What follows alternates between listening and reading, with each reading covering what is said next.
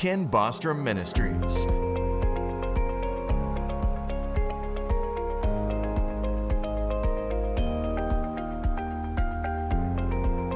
Beginning January 2018, Bostrom Ministries engaged in a whole new assignment by entering the airwaves of the world. Don't miss Ken and Mary Bostrom Ministries live.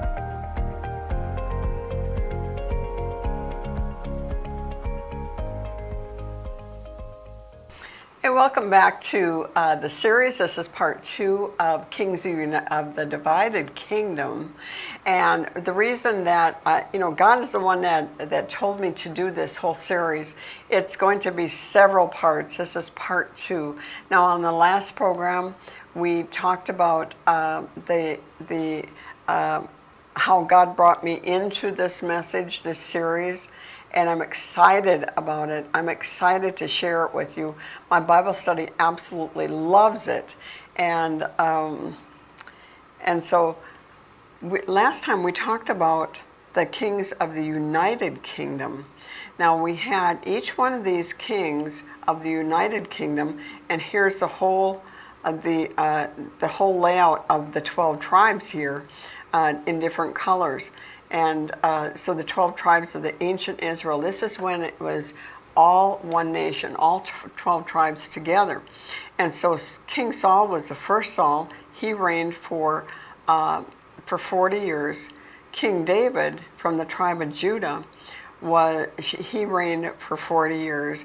And there was several prophecies about David. Genesis 49:10, the scepter shall not depart from Judah. And so that was said over the tribe of Judah. And in fact, Jesus is likened to the lion of the tribe of Judah. And he is reigning right now as king on the throne up in heaven. And then we have David's son through Bathsheba, his second child through Bathsheba. The first one died. And he began very humble.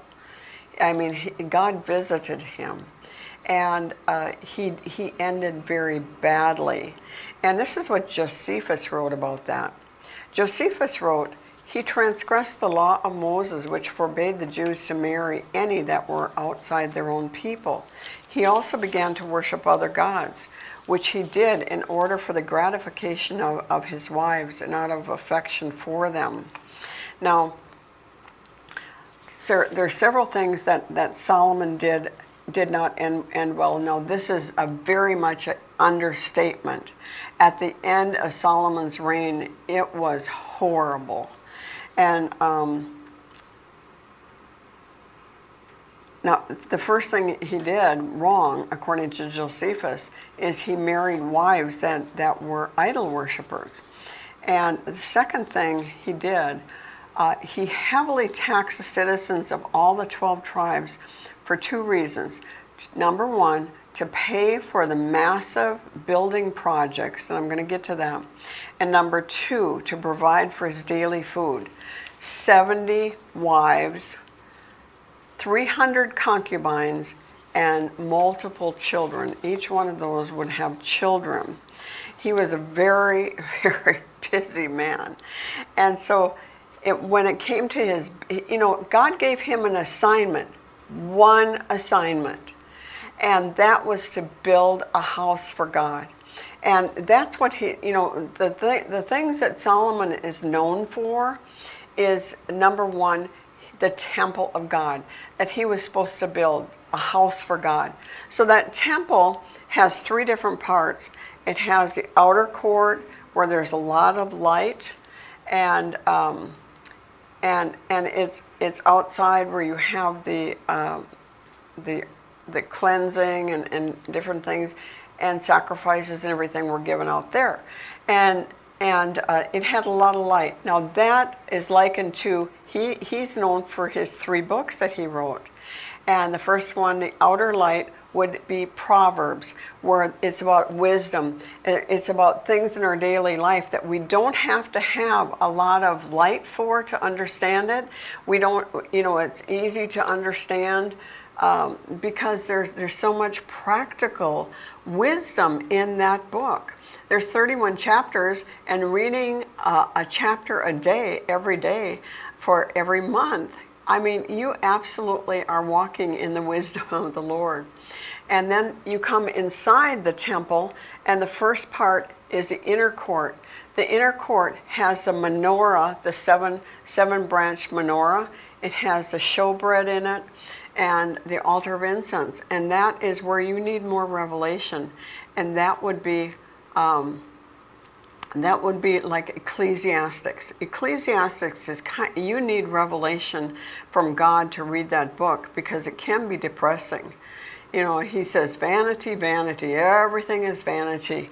You know, and so you need a little revelation to read that book. And then you have the Holy of Holies that only one person can go into once a year, and that was on the Day of Atonement. And that's where the mercy seat was. That's where the Ark of the Covenant was. And that is like Solomon's book of Song of Songs, or Song of Solomon. You really need God to walk you through that book in order to understand that. And that's what happened to me. I think it was the summer of 2013.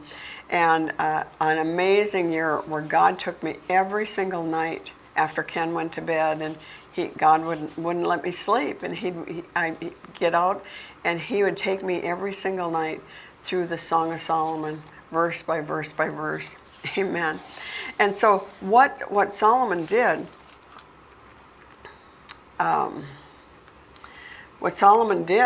is he built his own house. I'm going to talk about the building projects.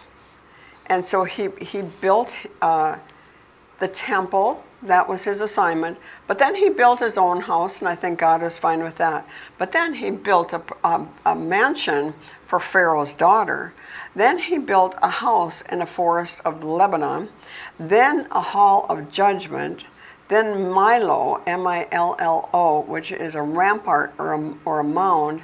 Then the wall of Jerusalem. Then he got into shipbuilding. Then he built high places for idol worship. He built a high place for Chemosh, C-H-E-M-O-S-H, a detestable idol of Moab. He built a high place for Moloch, the detestable idol of Ammon. He built a high place for Ashtaroth, the abomination of Sidonians.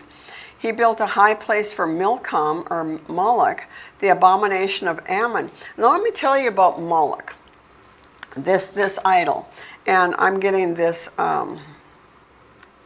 an idol of brass that appeared as a human from the waist down, and as an ox or a cow from the waist up. Through the opening of the idol's belly, the priest of Moloch would build a fire to heat the outstretched metal hands of the ungodly idol, and that would be through the fire. So the idol would be like this, with the arms outstretched, with the belly just burning and burning, and flames just coming up through the idol's arms. And people would put their children on that idol's arms, and they would roll into the fire as they're screaming. Kings would give their children to Moloch. They would think that it would open up some success. They would, and many people right now, I'm gonna keep paroling.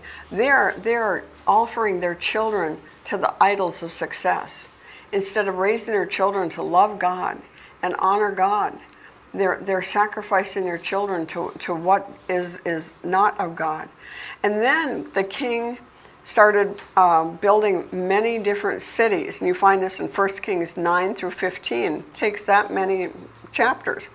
Hazar, Megiddo, Gezer, Beth-horon, Baalath, cities Hiram gave him, Tador, storage cities for horses and chariots. And so he absolutely he just spent his 40 years he was never content. He kept building. the amazing horses that he had. You know, there was a place just for his horses, and he just kept building, building, building.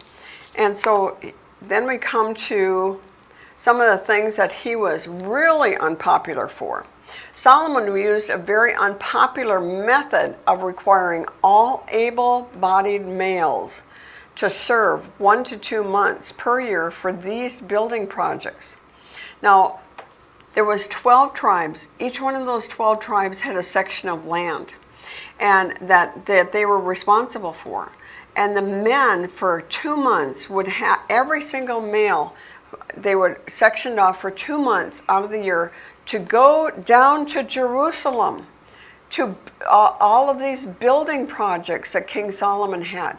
They would probably leave their family during harvest time or planting time, or maybe the wife was pregnant and she would be left there to take care of everything by herself for 1 to 2 months every year for 40 years.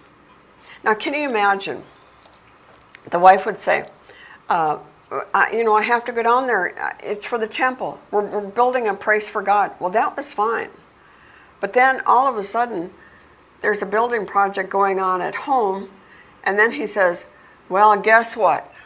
Now he's building a house for his Pharaoh's daughter. And every single year it's like, I thought the king was supposed to take care of us.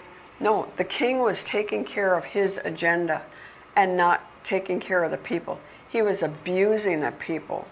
So every year, those building projects. And then in 2 Kings 4:22, this is the daily food requirements for Solomon's palace were 150 bushels of choice flour, 300 bushels of meal, also 10 oxen from the fatting pens, 20 pasture-fed cattle, 100 sheep or goats, as well as deer, gazelle, roe deer, and choice poultry. Every day, that was what was needed to fill this requirement for his let's see, what did he have? He had 700 wives, 300 concubines. Now he was, if he had company from another kingdom, then they would bring all of their people. This was the minimal that was required for a daily feeding of his people. Was he thinking about himself, or was he thinking about all the people that he told God that he would govern for God? You know, the richest place in the United States, the most billionaires in the United States are located within the District of Columbia, what is called Washington, D.C. You know how they got rich? From the government, from the taxpayers. And people are frustrated because of this that's going on. Well, this is what was happening with them. People were frustrated. Now we're going to bring in somebody called Jeroboam. Jeroboam was not one of King Saul's son. He was, Jeroboam, his name means the people will contend, whose people are many. And during the time of Jeroboam, the people were contending. The people were getting very unhappy. This is towards the very end of Solomon's 40-year reign. And so 1 Kings 11:26 through 40 says there was an internal enemy. This was an internal enemy of the still more formidable character. He was a young man of talent and energy, who, having been appointed by Solomon superintendent of the engineering works projected around Jerusalem, had risen into public office, and on being informed by a very significant act of prophet Ahijah of the royal destiny by the divine appointment awaited him, his mind took a new turn. Now, I have something here. There was a king, and it starts in, or a prophet. I want to read you what the prophet had to say. And I'm going to read it from the Voice translation. I really like the Voice translation. I'm going to read 26 through 40. So Solomon had a servant named Jeroboam, whose mother, Zeruiah, was a widow. His father was Naboth, an Ephraimite, from Jeridah. Now, Ephraim and Judah, Ephraim was the second son of Joseph, but he was chosen by God to be first, to have the hand of blessing. If you remember when Jacob blessed Joseph's two children, this is the hand of blessing, the right hand of the hand of blessing. And he put it over Ephraim instead of Manasseh. And so the kings would come from the lineage of Ephraim up in the northern tribes, but all the kings in the southern tribe were from the tribe of Judah. So let's go back here. After David killed the people of Zobah, Rezin found a band of thieves and acted as its leader. Let me go down here a little. I went to the wrong place. This is the reason that Jeroboam rebelled against the king. Solomon constructed the Milo, and sealed up the gap in the wall of the father's city, the city of David. Jeroboam was a strong and fierce warrior. Solomon recognized that Jeroboam was a hard worker and put him in charge of the workers of Joseph's tribe, Manasseh and Ephraim. So what happened when Jeroboam was put over the tribes of Manasseh and Ephraim, he saw how horrible the people were being treated. As long as he was down in Jerusalem, he felt good. He was being treated good because all those people were working with him and working for Jerusalem. But when he got up to the northern tribes, Ephraim and Manasseh, he thought, wow, my tribe is treated really bad. When Jeroboam was traveling outside of Jerusalem, he encountered the prophet Ahijah. I'm not really sure if I'm saying that word right. Ahijah, the Shilonite, on the road. And he was dressed in a new robe, and there was no one elsewhere around except for him and Jeroboam. Then this prophet did something unexpected. He pulled his new robe off his body and he tore it into 11 pieces. Now the prophet said to Jeroboam, "Take 10 pieces because the Eternal One, Israel's true God, has said, I'm going to rip the kingdom from under Solomon's corrupt reign and grant you 10 tribes. I will allow this for 2 reasons only.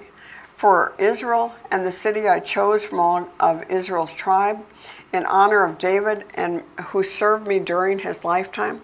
And I'm going to give you these 10 tribes because Solomon and his people have turned away from me and given themselves to other gods beside me.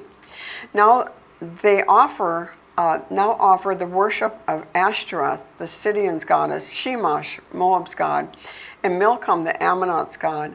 They have strayed my path and no longer concern what I see as right, and have forgotten my laws and judgment. Solomon and his people are not like David, who followed my path. And I'm going to take the entire kingdom away from Solomon. He will be prince of his entire life, of my promise to my servant David, whom I handpicked from the pastors who lived by my commands and laws. Instead, I will take the kingdom away from his son's power and give 10 tribes over to him. I will leave 1 tribe for the son of David, the lamp of Israel." Now, there's something called about the lamp of Israel. Let me get to that.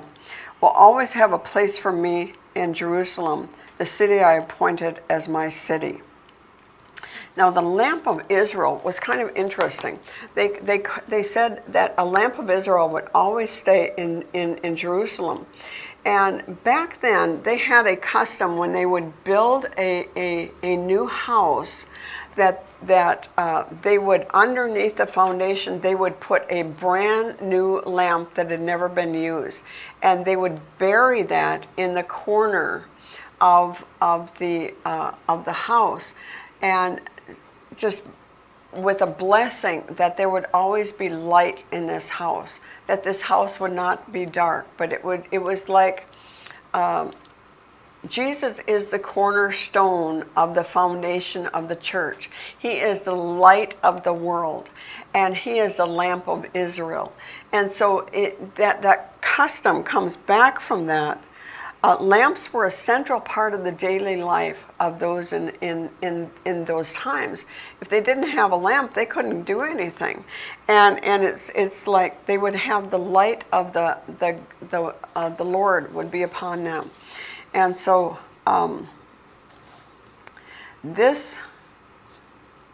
so he prophesied.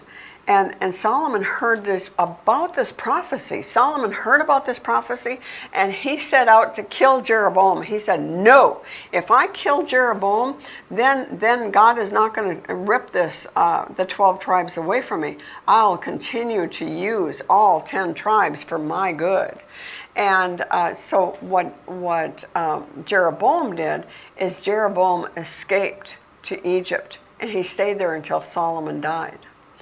And but his contempt for Solomon continued to build and build and build as he kept seeing his people, hearing about his people, how they were overtaxed and overused.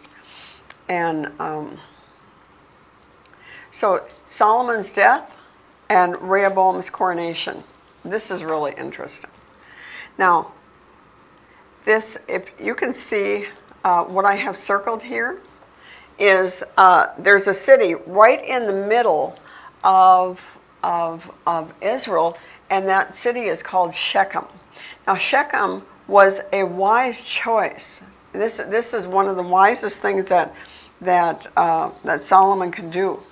It was a covenant history. This city had a covenant history with Abraham and Isaac and Jacob at Shechem. Shechem actually is a word that in Hebrew that means shoulders. It means shoulders. And in Hebrew, because of the rock formation in the mountain, it looked like shoulders from afar. This idea was a symbol of strength and balance. So this location was in the mind of God's people as a place of strength and balance. Now, it had a history, and it was a mutual location. They didn't have to come all the way down to Jerusalem. They were able to go to the funeral of Solomon right there in Shechem. Now, when the elders of the northern tribe and Jeroboam came to meet with Rehoboam, now Rehoboam is Solomon's son. Solomon was so busy building, he was so busy with his 700 wives and 300 concubines and all his children that he didn't really raise his children good. And Rehoboam was going to take over as king after Solomon. And Kings 12:24 says, Jeroboam came with leaders from the northern tribes. And here's what Jeroboam said. Your father was a hard taskmaster, that's putting it lightly. And they said, lighten the harsh labors and heavy taxes that your father imposed on us. Then we will be your loyal servants. Well, they asked a very good, they said, we're going to serve you, we're going to continue to serve us, just lighten the burden a little bit. We are overtaxed. Our own fields we can't take care of because we're building all the building projects. Just be easier on us than the fathers. And so what Jeroboam did is he made a wise decision to check with wise leaders that Solomon had. So he went to he said, let me have 3 days to think about this request, okay? So then he consulted the older men who had faithfully served his father for 40 years. And they said, you know, this is a great deal.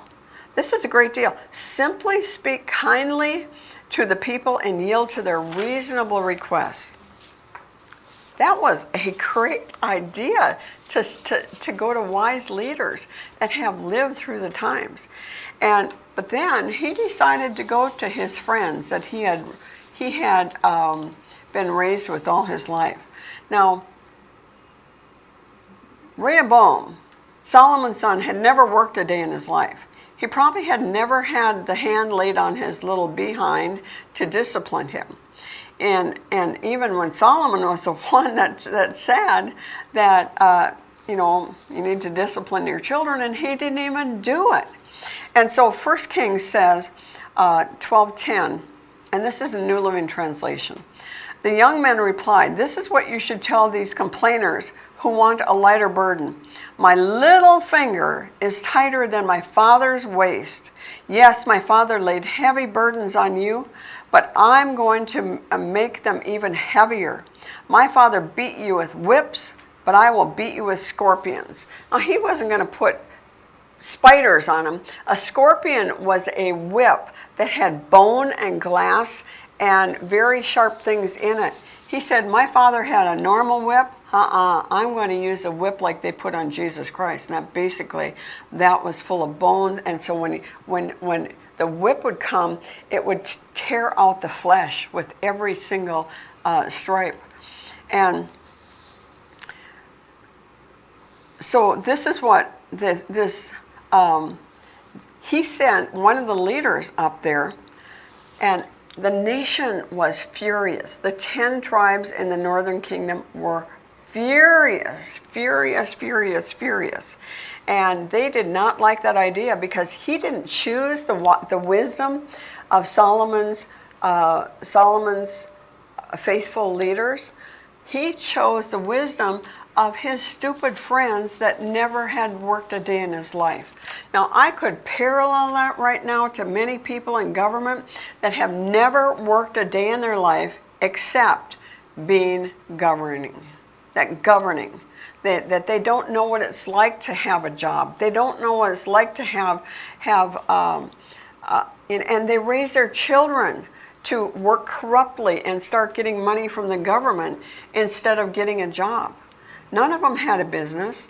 And some of these, you need to, when you vote for someone, vote for somebody who is not a lifelong politician, but they know what it's like to work for every day of their life. They know what it's like to have a business.